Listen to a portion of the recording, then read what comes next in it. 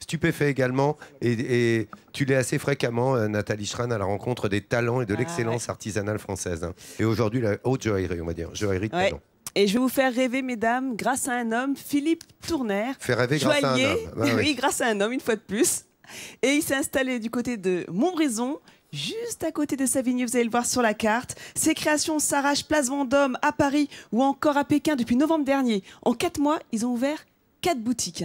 Laurent, c'est un architecte du bijou. Regarde le bijou que j'ai à côté de moi. Ça, c'est stupéfiant. Est-ce que vous reconnaissez le monument sur mon doigt? Non. Saint-Michel. Écoutez, je ne vous en dis pas plus, les images parlent d'elles-mêmes. Aux premières lueurs du soleil à Savigneux, dans la Loire, le brouillard se dissipe pour laisser place aux fumées de cheminée. Depuis ce petit village, Philippe fabrique des bijoux originaux que s'arrachent ses clients place Vendôme à Paris. Comme elle habite à 2 pas d'ici, Sandrine est venue se faire une bague sur mesure. J'avais aucune idée en fait de ce que je voulais. Donc c'est Monsieur Tournaire qui se trouvait là quand je suis passée à la boutique, qui m'a fait la proposition. Je voulais vraiment quelque chose de personnalisé. Je voulais pas quelque chose que je retrouve ailleurs. Et donc c'est le cas, oui. Pour que l'ensemble du bijou soit harmonieux, Philippe travaille pierre par pierre. C'est du tâtonnement comme de la peinture à l'huile ou de l'aquarelle. Sauf que j'ai pas la possibilité, moi, de foncer ou d'éclaircir les pierres. Alors, je suis obligé d'avoir un choix très large de nuances, très subtiles. Et des fois, à une couleur près, à un degré de couleur, ça marche ou ça marche pas. En général, je pars d'une pierre principale, comme là, une opale. Et c'est à partir des couleurs qui sont dans l'opale, c'est une pierre à couleurs multiples, que je vais faire mon équilibre. Voilà. Cet équilibre, il sait l'obtenir en un coup d'œil grâce à une expérience qu'il aimerait transmettre à son fils Mathieu. Ce dernier crayonne ses idées dès qu'il en a l'occasion et aujourd'hui, il a imaginé un bijou romantique, un arbre où viendrait s'accrocher un cadenas d'amour. Cet ancien enseignant a tout quitté il y a 6 ans pour rejoindre l'atelier de son père, qu'il vient solliciter pour avoir son avis sur sa dernière idée. Salut. Ça va? Ça va. Je t'ai amené un petit croquis. Je voulais avoir ton avis sur un pendentif comme ça. Il a beaucoup plus de pratique que moi. Donc son avis, d'abord technique, pour savoir si ça fonctionne ou pas, est très important. Mais surtout pour le coup d'œil artistique. Et il va vite voir ce qui est esthétiquement intéressant. Après une courte étude du dessin, Philippe fait un aveu à son fils.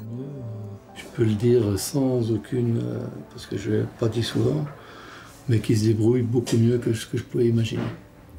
J'en suis vraiment fier. Merci. Ouais, non, mais tu m'étonnes tous les jours. En tout cas, ça me touche. Continue. Merci. Heureux d'être ainsi encouragé par son père, Mathieu continue son œuvre.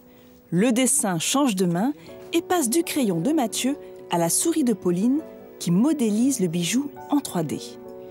Puis elle le fait imprimer en cire via une imprimante 3D. La fragile structure est ensuite placée dans un cylindre de plâtre qui va accueillir l'or jaune en fusion, une étape très délicate. Il est indispensable qu'elle soit bien réalisée en fait. Donc faut que le métal soit à bonne température. Aussi bien quand il sort donc, du creuset, il faut vraiment qu'il soit à la bonne température. Il faut que le cylindre qui sort du four soit à bonne température pour pas qu'il y ait de choc thermique. Parce que sinon le plâtre il casse. Donc c'est vraiment une étape importante, comme chaque étape de la fabrication d'un bijou. Il ne faut pas louper une marche en fait. Une marche glissante, car cette étape contient son lot de dangers. La manipulation du métal en fusion est une opération à haut risque. C'est donc avec toute la précaution nécessaire qu'il est versé dans le cylindre. L'or chauffé à plus de 1000 degrés doit refroidir 30 minutes avant d'être mis dans l'eau. Alexandre va ensuite casser le plâtre à l'aide d'un jet à haute pression pour récupérer le bijou. En un rien de temps, il est passé de l'esprit de Mathieu en un objet concret. Mais il n'est pas terminé pour autant, car pour le moment, le bijou est encore brut de fonte. Donc là, on a la pièce qui est brute de fonte. Donc on voit que l'aspect est très, très mat. Si c'est pas brillant, ça ressemble à un vulgaire bout de métal, on va dire. Donc tout le travail à cette étape va être tout le polissage. Ce travail demande patience, précision et minutie. Chaque infime partie du bijou doit être limée, polie, afin que le rendu soit irréprochable. Pour finir, le bijou est serti de pierres précieuses.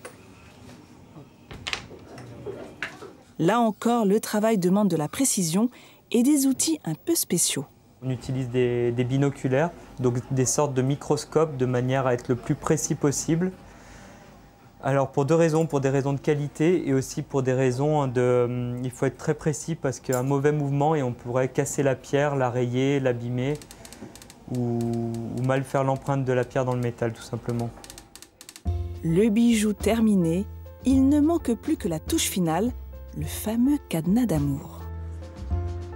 L'œuvre de notre jeune artiste sera mise en vitrine où elle rejoindra les plus belles créations de l'atelier. Et ils font tout de A à Z, Laurent, tu l'as vu dans le reportage, ils ont même leur propre fonderie. Alors je vais vous présenter quand même moi, je suis stupéfait également par ce travail. Écoutez, mais tous les reportages, non mais franchement, et alors, j'ai 4 créations en plateau que je vais vous montrer. Je vais quand même revenir sur cette bague. Vous avez vu rapidement cette bague, regardez cette tour Eiffel à l'envers. Regardez les pieds de Notre-Dame de Fer, ils sont sertis de diamants. Et au milieu, on a une améthyste. Donc c'est pour les hommes qui n'ont pas le temps d'amener leur femme à Paris. Chérie, j'ai pas le temps de t'amener à Paris, mais je peux au moins t'offrir un monument, l'un des monuments les plus visités de Paris. Oui, les plus chers aussi en même temps, là, du coup, forcément. Moi, j'ai pas le temps de l'emmener à Venise. Ils font des gondoles ou pas? Bon, c'est bon, allez, reste à ta cuisine, toi. Tiens, regarde celui-là, Vincent, qui est plutôt pas mal aussi. Alors ça, c'est le fils de Philippe. Vous avez vu dans le reportage, Mathieu. Il a une très bonne idée. Il reste dans l'élément architectural, comme son papa. Regardez, si je vous dis cadenas, amour, sceller son amour. Ah, Pont des Arts. Bravo Laurent. Pont des Arts, j'adore ça. Regarde, une silhouette du Pont des Arts. C'est une façon de déclarer son amour un peu différemment. Donc voilà, donc tu offres ce pendentif à ta bien-aimée et ensuite tu viens sceller ton cadenas sur son pendentif. Et juste à côté, tu as même le droit de choisir ton cadenas. Tu peux l'avoir en forme de cœur. Et tu as la version homme, parce que bien évidemment, les femmes peuvent aussi l'offrir à leur amoureux. Et donc là, pareil, sauf que là, tu as le Pont des Arts, mais version plus masculine avec un grillage. Tu vois, c'est de l'argent brossé. Tu mets justement sur le grillage. Ça fait une dizaine d'années, effectivement, c'est une grande mode. Les touristes viennent à Paris sur le Pont des Arts et ils jettent après la clé. On jette la clé dans la Seine. Exactement. À l'angle de l'île de la Cité, toc, tu jettes ta clé. Voilà, et donc là, tu as la version homme. C'est une très bonne idée d'avoir pendant homme, pendant femme. Et alors, ça, je voulais aussi vous le montrer parce que ça a été l'un des premiers bijoux de Philippe Tournaire. C'est vraiment une antiquité, 40 ans. À l'époque, il travaillait la fourchette. Voilà, parce qu'il pour travailler l'argent, il a récupéré une fourchette en argent qu'il a retravaillée. Alors, je sais pas si ça va aller à ton poignet, mais tu peux peut-être essayer si tu veux. Et tu as la version plus moderne ici, sertie de diamants. Qu'est-ce qu'il fait comme bêtise? Voilà. Et alors ça, je voudrais vous le montrer de plus près. Ce bracelet, je le trouve vraiment mignon pour deux raisons. Alors déjà, extrêmement bien travaillé au niveau du détail. Vous le voyez, de la finesse des détails. Et regarde derrière ce qu'il a fait.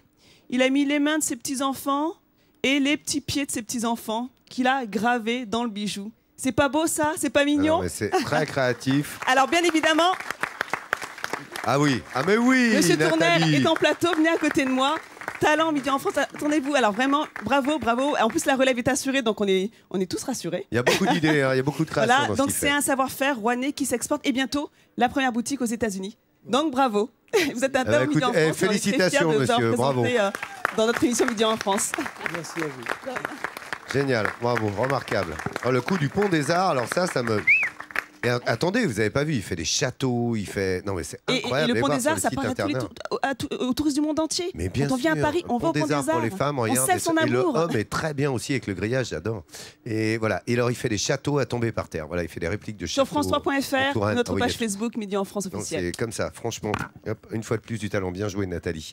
Pas seulement, voilà, ce grillage du Pont des Arts pour les hommes, voilà. Et c'est exactement ce qu'on fait, on met le cadenas dessus. Enfin bref, vous irez voir, d'accord? En tous les cas, on vous a tout expliqué. Reviens avec nous, Laurent. On est mercredi, ouais, non, mais j'adore ça.